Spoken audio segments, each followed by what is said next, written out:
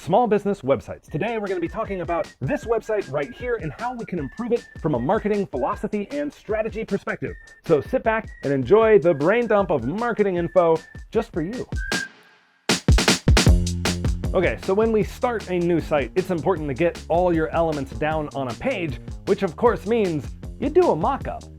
Pay no attention to the fact that this plumber is a much finer specimen of a human being than my brother. Look at the page itself and look at the philosophy that we're going for. We wanted to make sure that his website was way more action-oriented and way more service-oriented than his previous one.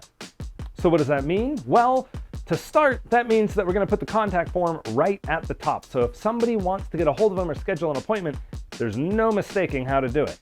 And also, we have this handy list of services that serves as a reminder of the main things that he's trying to do. So the big thing to remember about the top part of a website is that needs to be your action center. You have to define what it is you do, how you can help, and give people the ability to communicate with you and book appointments or whatever right out of the gate. But what if we don't really convert them? What if we don't convince people that they should be calling him with just this top section?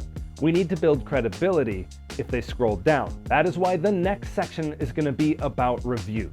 And if you aren't collecting reviews for your business, absolutely you should. Call me and I'll tell you how. Maybe I'll do a video on it at some point. And underneath that, we have the services restated.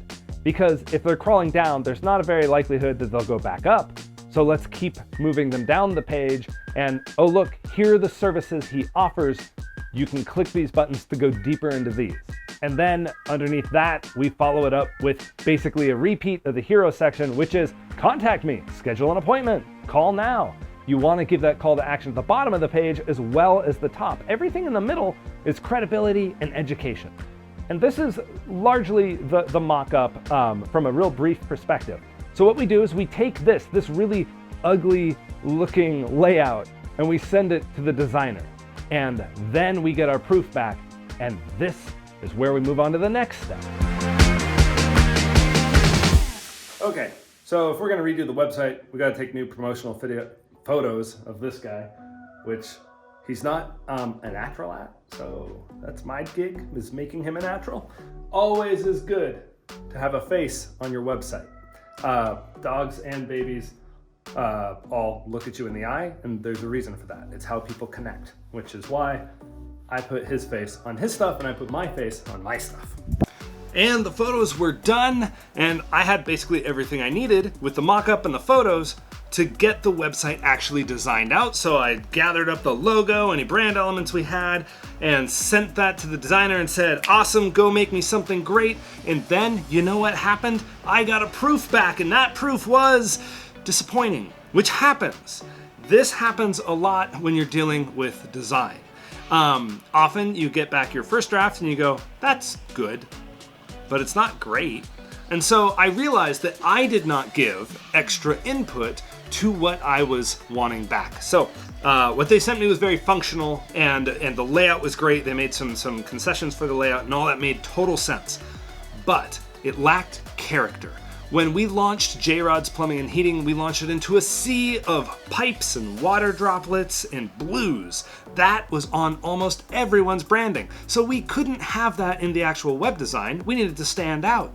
So we needed to make sure that the website is an extension of that branding.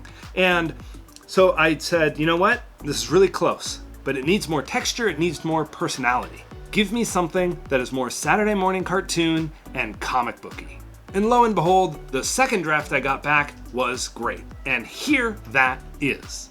So if you take a look at this design, sure, it's a little bit different than what I had sent, but that's to be expected. The designer is gonna look at sort of my priorities and go, you know what? He's not a designer. He doesn't know that this isn't gonna work. So a good example of that are those individual service places. Those are now buttons down at the bottom, and I thought this was a very stellar way of reimagining that for this particular design. And the other thing that I love about this is it has a lot of character.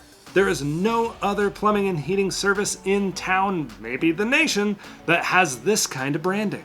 And so now that we have this design and I'm happy with it and I got client approval, which was really easy because I'm related to the guy, we can move on to the next step, which is building out each one of these extra pages, because now the overall look and feel of the website is set in stone. And so what we're gonna end up doing is building those out, and then we get to the really fun part, my personal favorite part, building out ads that also work in service for each one of those individual services.